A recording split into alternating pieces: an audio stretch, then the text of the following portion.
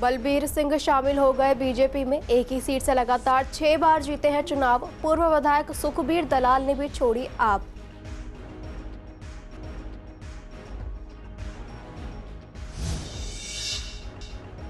नंदनगरी क्षेत्र में नशे का कारोबार जारी। पुलिस की कार्रवाई पर उठे सवाल। स्थानीय लोगों में बढ़ा डर और आक्रोश।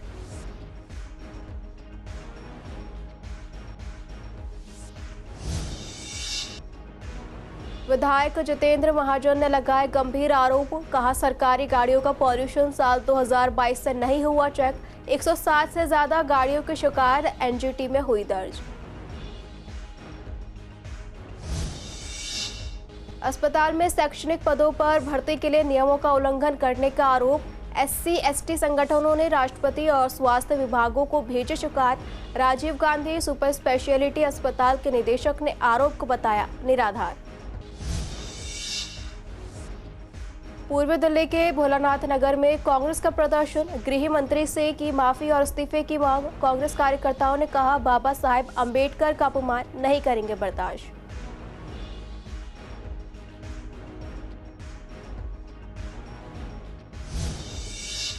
नमस्कार, CCN देख रहे हैं आप। मैं हूं आपके साथ दुर्गा शर्मा। आप सभी का स्वागत है हमारे खास कार्यक्रम पूर्वी दिल्ली खास में। बुलेटिन की शुरुआत करेंगे इस वक्त की अहम खबरों के साथ। यमुना पार के जाने माने सिख नेता और दिल्ली गुरुद्वारा सिख प्रबंधक कमेटी के प्रमुख सदस्य बलबीर सिंह विवेक विहार आज बीजेपी में शामिल हो गए। बलबीर सिंह गुरुद्वारा कमेटी के महासचिव भी रह चुके हैं और साल 1995 से अब तक लगातार 6 बार गुरुद्वारा कमेटी के सदस्य चुने गए हैं। अब तक वो आम आदमी पार्टी में थे। आपको बता दें कि उनकी बहन निगम पार्षद प्रीति ने भी हाल ही में आम आदमी पार्टी से इस्तीफा देकर बीजेपी ज्वाइन की है। बलबीर सिंह दशमेश पब्लिक स्कूल और गुरु हरकृष्ण पब्लिक स्कूल के मैनेजमेंट कमेटी के चेयरमैन भी है। वो कई धार्मिक और सामाजिक संस्थाओं से जुड़े रहे हैं। इसके अलावा आम आदमी पार्टी के पूर्व विधायक सुखबीर सिंह दलाल भी बीजेपी में शामिल हो गए हैं। केंद्रीय मंत्री हर्ष मल्होत्रा और दिल्ली प्रदेश बीजेपी के अध्यक्ष वीरेंद्र सचदेवा की मौजूदगी में उन्होंने बीजेपी ज्वाइन की। बलबीर सिंह ने कहा कि वो मोदी जी की नीतियों से प्रभावित होकर बीजेपी में शामिल हो रहे हैं। खास तौर पर LGVK सक्सेना ने पंजाबी शिक्षकों को सरकारी स्कूल में नौकरी पर रखे जाने का जो ऐलान किया है वो पंजाबियों के लिए बहुत ही महत्वपूर्ण है। उन्होंने कहा कि साल 1984 के दंगा पीड़ितों की मदद के लिए बीजेपी आगे आई है। जो मुझे मोदी जी की नीतियां सामने आई हैं, पीछे ही आपने देखा होगा कि पंजाबी के लिए बहुत काम किया। यहाँ के LG साहब ने, सक्सेना साहब ने अनाउंस किया कि पंजाबी के यहाँ टीचर्स रखिए। दिल्ली के अंदर जानबूझकर टीचर्स नहीं रखे जा रहे स्कूलों में, सरकारी स्कूलों में। वो जो अनाउंस किया उसका प्रभाव सारे सिखों के ऊपर पड़ा।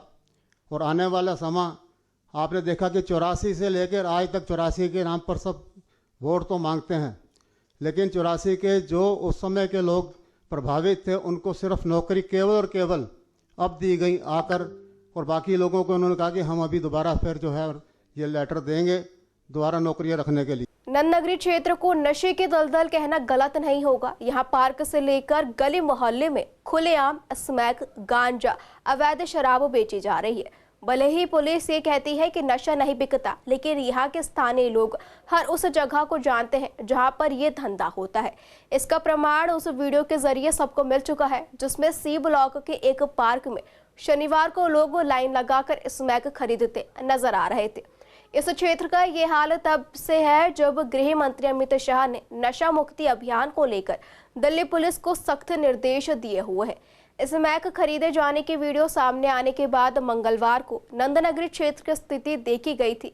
पार्क के आसपास कबाड़ का काम होता है। इसके साथ ही कई सासी परिवार भी यहाँ रहते हैं जो नशे का कारोबार करते हैं। इनमें महिला और पुरुष दोनों ही शामिल है। वीडियो पर संज्ञान लेकर जिला पुलिस उपायुक्त ने बीट में तैनात 4 पुलिसकर्मियों को निलंबित किया था। मंगलवार को उस पार्क में नंदनगरी थाने के पुलिसकर्मी तैनात दिखे। साथ ही पुलिस गश्त भी कर रही थी, लेकिन नशेड़ियों पर पुलिस का बस नहीं था। वो डंडे मारकर नशेड़ियों को पार्क और सड़क से भगा रहे थे।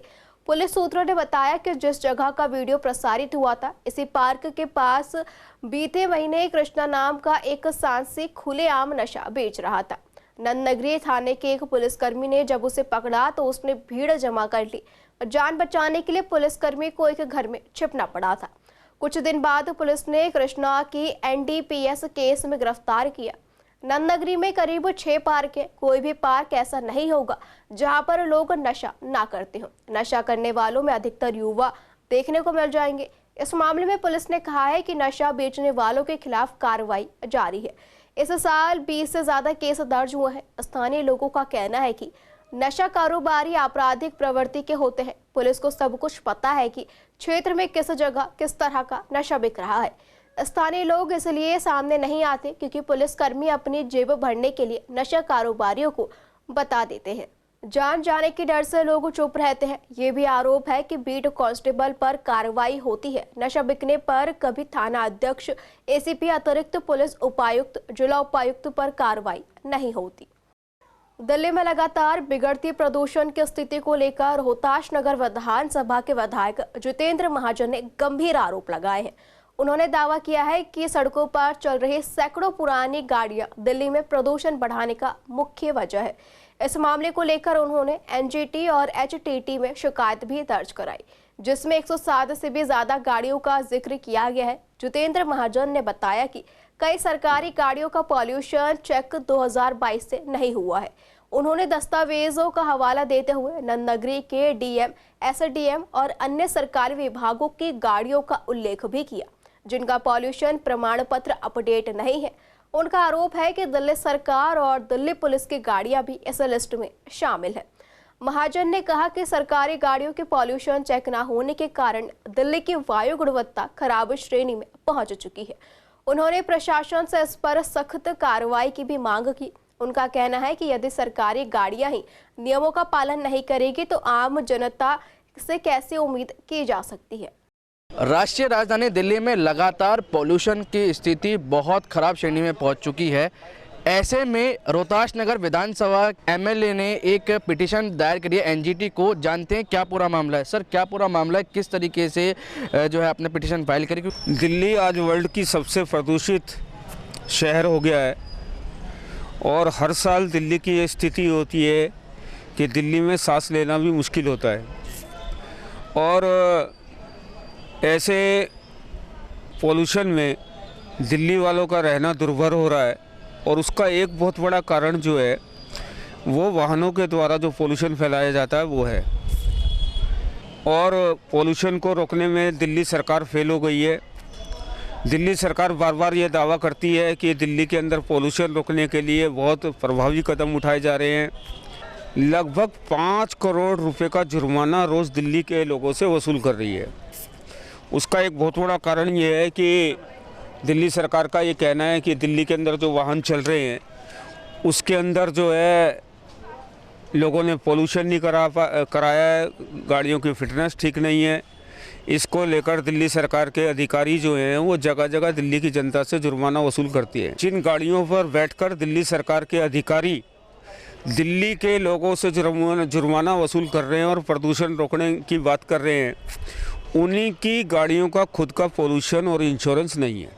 सर, इसमें बड़ा सवाल ये निकलता है, इस वक्त हम नंदनगरी जो है डीएम ऑफिस में खड़े हुए हैं, तो क्या सीधा सीधा ये कहा जा सकता है कि डीएम की गाड़ी हो, एसडीएम की गाड़ी हो या एडीएम की गाड़ी हो, तो तीनों बड़े उच्च अधिकारी हैं, तो क्या इनके पास भी इनकी गाड़ी का पॉल्यूशन नहीं है? 2022 से मैंने लगभग 110 गाड़ियों की लिस्ट एनजीटी को सौंपी है जो दिल्ली सरकार की गाड़ियां हैं। 2022 से इन गाड़ियों का पोल्यूशन हुआ नहीं है, इन गाड़ियों का इंश्योरेंस हुआ नहीं है।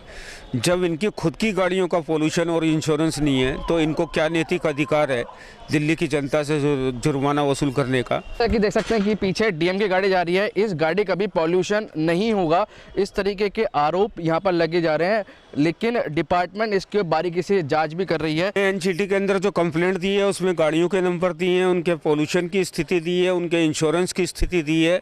अधिकतर गाड़ियों के पोल्यूशन है ही नहीं। आज दिल्ली के अंदर ऐसे दमघोटू माहौल है जिसके अंदर लोगों का जीना दुर्भर हो रहा है। तो ये थे मेरे साथ एमएलए जिन्होंने पूरा मामला बताया। वहीं आपको बता दें कि इस पूरे मामले में 20 फरवरी को जो है सुनवाई होनी है और सुनवाई में देखने वाली बात होगी क्या सामने निकल कर आता है। वीडियो जर्नलिस्ट महेंद्र बोरा के साथ मोहित शर्मा, सीसीएन लाइव, दिल्ली। ताहिरपुर स्थित राजीव गांधी सुपर स्पेशलिटी अस्पताल में शैक्षणिक पदों पर भर्ती में नियमों का उल्लंघन करने का आरोप लगाया जा रहा है। All Delhi SC/ST nurses welfare association ने राष्ट्रपति और सेंट्रल गवर्नमेंट एम्प्लॉइज कॉन्फेडरेशन ने स्वास्थ्य विभाग के उप सचिव को शिकायत पर आरोप लगाया है कि भर्ती में आरक्षण नियमों को दरकिनार किया जा रहा है। इन संगठनों ने शिकायती पत्रों में बताया कि साल 2016 में अस्पताल में शैक्षणिक पदों पर भर्ती निकली थी, उसमें भी आरक्षण के नियमों का पालन नहीं किया गया था। 9 साल बाद अब फिर से प्रोफेसर, एसोसिएट प्रोफेसर और असिस्टेंट प्रोफेसर के 45 पदों पर भर्ती के लिए विज्ञापन जारी हुआ है, जिसमें कि 34 पद सामान्य वर्ग के लिए हैं, 8 OBC और 3 अनुसूचित जाति वर्ग के लिए है। अनुसूचित जनजाति के लिए कोई पद नहीं है। अस्पताल के निदेशक डॉक्टर आशीष गोयल का कहना है कि आरोप निराधार है। गृह मंत्री अमित शाह पर बाबा साहेब डॉक्टर भीमराव अंबेडकर के खिलाफ अपमानजनक टिप्पणी करने का आरोप लगाते हुए कांग्रेस ने इस्तीफे और माफी की मांग की है। कांग्रेस नेता गुरुचरण सिंह राजू ने कहा कि गृह मंत्री अमित शाह तुरंत माफी मांगे और प्रधानमंत्री मोदी उन्हें गृह मंत्री के पद से हटा दे। बाबा साहेब की वजह से ही देश का संविधान है। बीजेपी नेताओं के पास ना तो संविधान के प्रति सम्मान है और ना ही लोकतांत्रिक व्यवस्था में विश्वास। गृह मंत्री के बयान से स्पष्ट है कि बीजेपी बाबा साहेब के प्रति कैसी भावना रखती है। कांग्रेस प्रवक्ता चंद्रमोहन ने कहा कि कांग्रेस बीजेपी के गलत इरादों को पूरा नहीं होने देगी। देश में लोकतंत्र और संविधान में आम आदमी की आस्था को बनाए रखने के लिए कांग्रेस किसी भी हद तक जा सकती है। वहीं कांग्रेस कार्यकर्ताओं ने भी गृह मंत्री के खिलाफ विरोध प्रदर्शन करते हुए माफी और इस्तीफे की मांग की। बाबा साहब के बयान के ऊपर अमित शाह ने जो बयान दिया है उस पर कांग्रेस लगातार प्रोटेस्ट कर रही है। आज पूर्वी दिल्ली के मैं यहाँ भोलानाथ क्षेत्र पे मौजूद हूँ, जहाँ पर जो किशन नगर जिला है वो कांग्रेस का वो आंदोलन कर रहा है। सर, क्या मुख्य कारण है आज ज़मीन पर उतरने का? सर, ये अमित शाह साहब ने जो पार्लियामेंट के अंदर भाषण दिया, उसके अंदर बाबा साहब के बारे में टिप्पणी जो करी, वो मैं समझता हूँ वो निंदनीय है। बाबा साहब हमारा जो संविधान बना उसके रचयिता हैं और इस समाज को ऊपर लाने के लिए बाबा साहब ने बहुत बड़ा योगदान दिया। और मैं समझता हूँ बाबा साहब की तुलना भगवान से करना या उससे करना ये निंदनीय है। भगवान की जगह पर है, बाबा साहब का स्थान बाबा साहब की जगह पर है। बाबा साहब से मैं समझता हूँ बाबा साहब के जो बलिदान है वो बलिदान को भूल नहीं सकता। विपक्ष का काम क्या होता है? विपक्ष का काम है मुद्दों को जागृत करना और मुद्दों को बोलना। और आप पूरी पार्टी, पूरी भाजपा के नेता राहुल गांधी को टारगेट बनाते हैं बार बार। उसका कारण क्या है? ये डिक्लेरेशन देती है भारतीय जनता पार्टी कि राहुल गांधी के उठाए मुद्दों के कारण ही उनको यू टर्न लेना पड़ता है। अब कल का विषय क्या था? अगर राहुल गांधी जी सदन में जाना चाहते थे और उनको आपने रोका सदन पे खड़े होकर, और फिर एक झूठा आरोप लगा देते हैं कि धक्का मुक्की दे देंगे।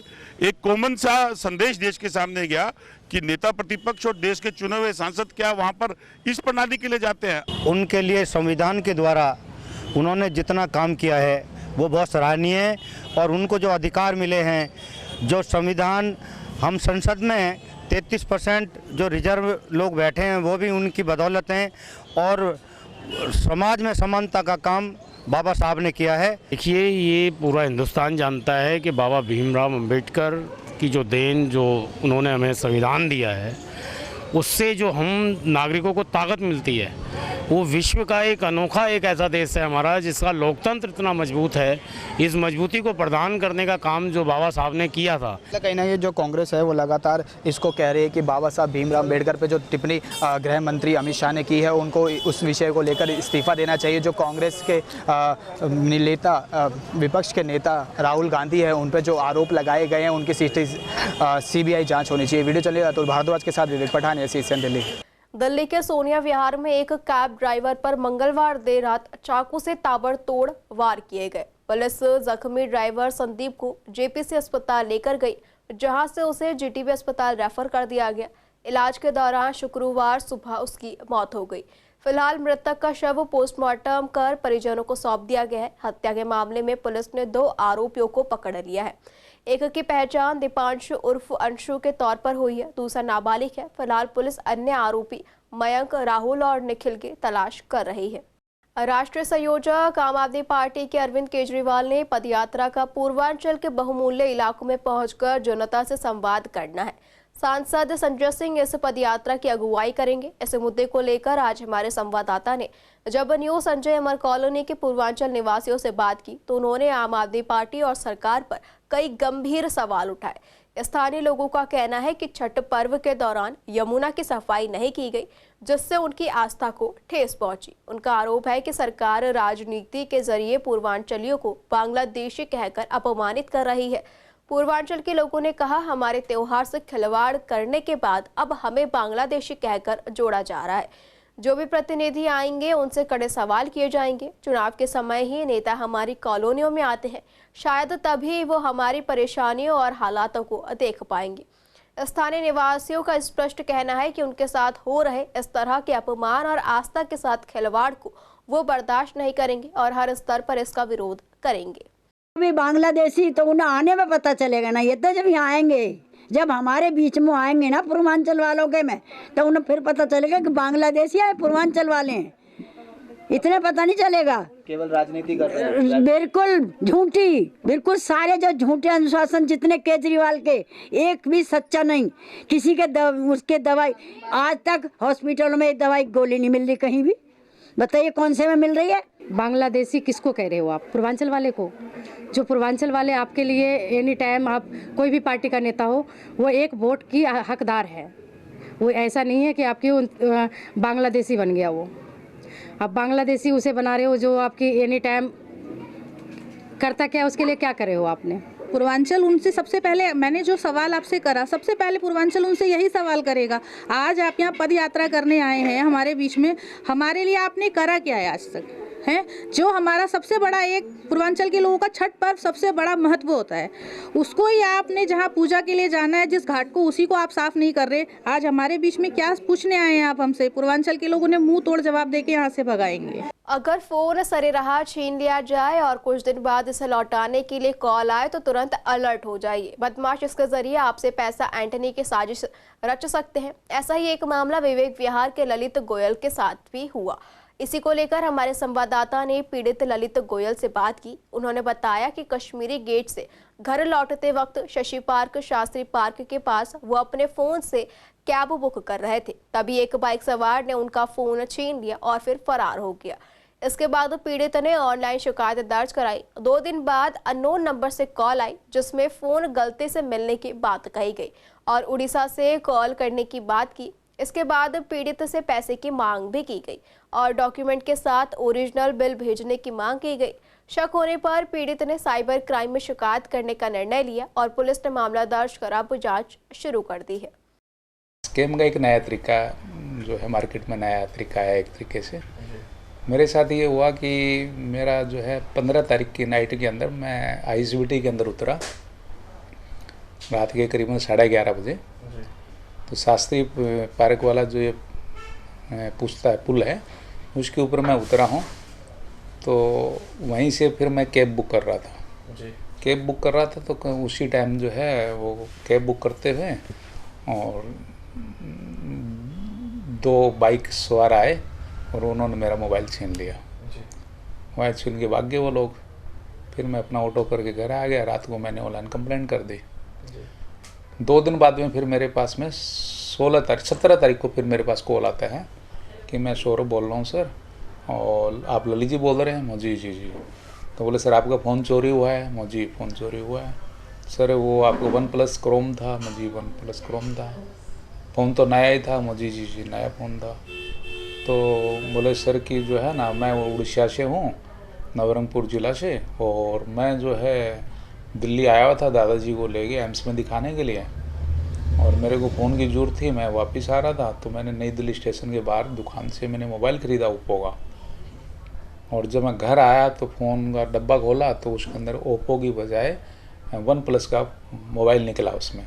तो मेरे को डाउट हुआ कि जो ये मोबाइल जो है ना ऐसे कैसे निकल गया, मैंने तो ओप्पो का फ़ोन ख़रीदा है।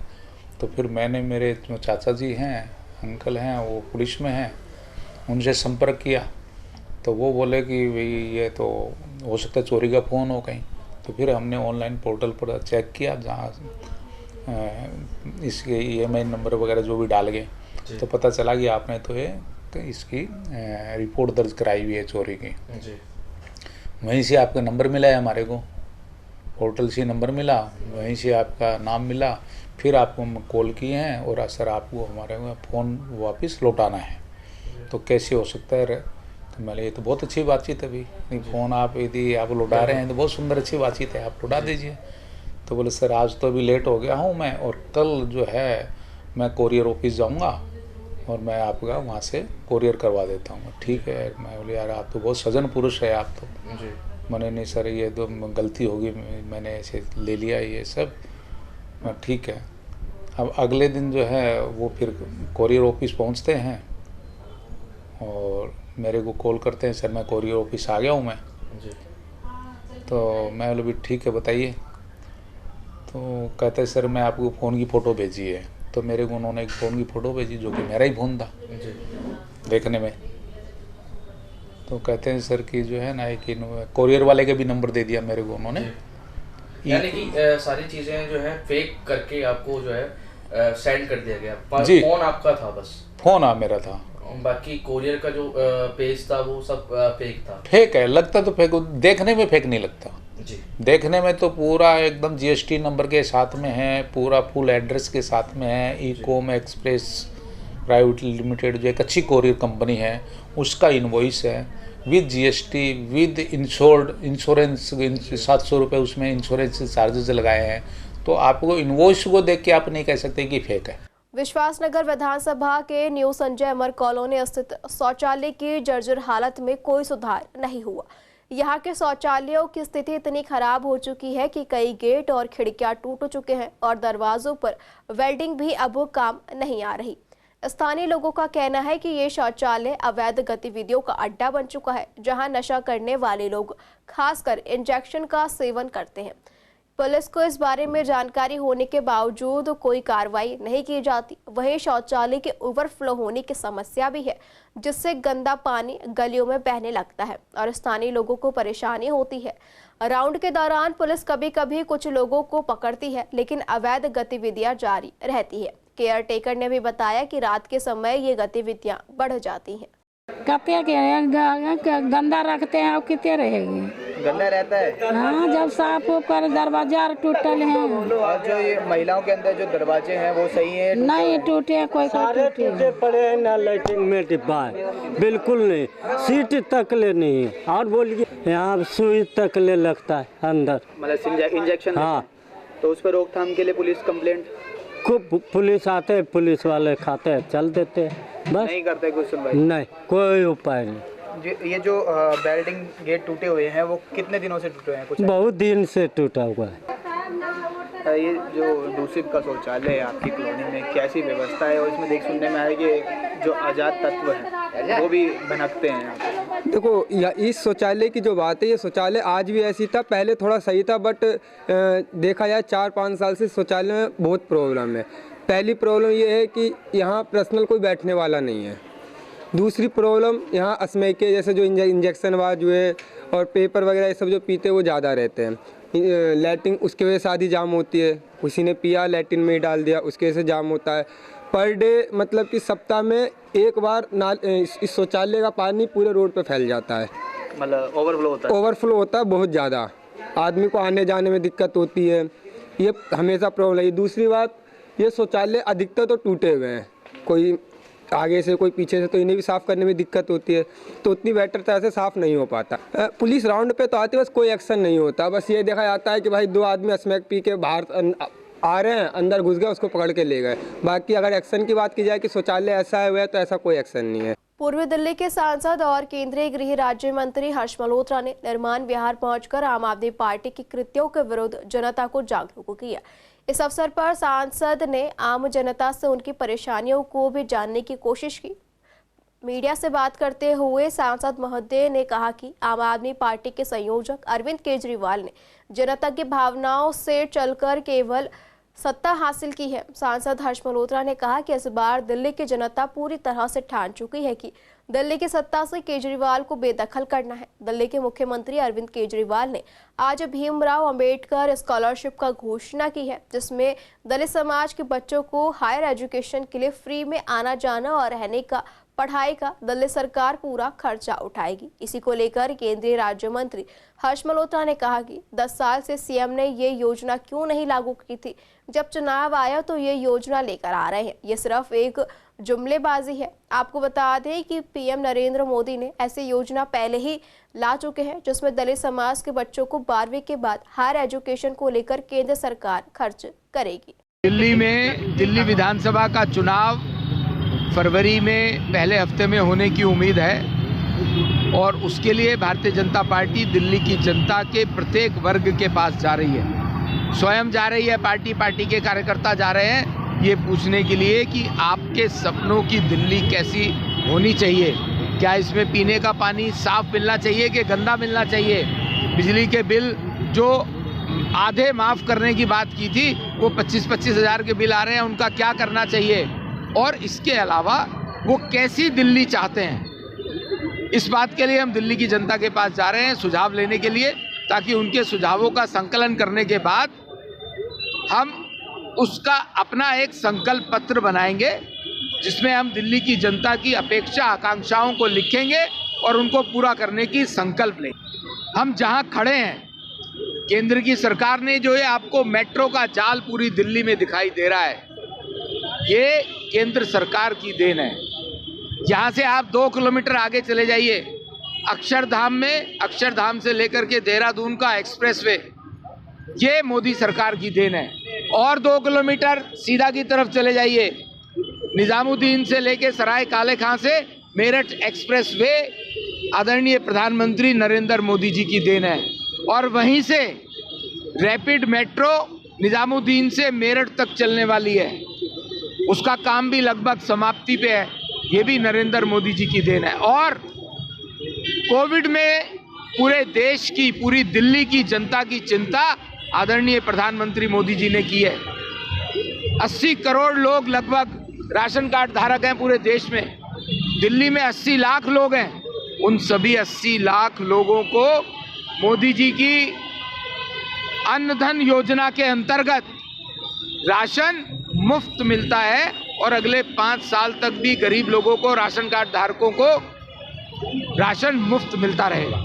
शादरा नॉर्थ जोन ने अतिक्रमण मुक्तिकरण अभियान के तहत वार्ड नंबर 226 और 229 के बीच स्थित जग प्रवेश हॉस्पिटल से ब्रह्मपुरी एक्स ब्लॉक तक लगभग 2 किलोमीटर तक अस्थायी अतिक्रमण और अस्थायी पार्किंग को हटा दिया।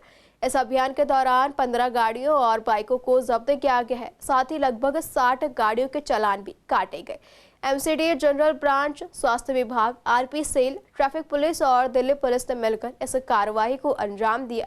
संबंधित अधिकारियों और पुलिस को निर्देश दिया गया है कि इस क्षेत्र में फिर से अतिक्रमण ना हो।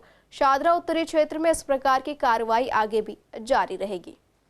फिलहाल पूर्वी दिल्ली खास में इतना ही। खबरों के लिए बने रहिए CCN लाइव के साथ।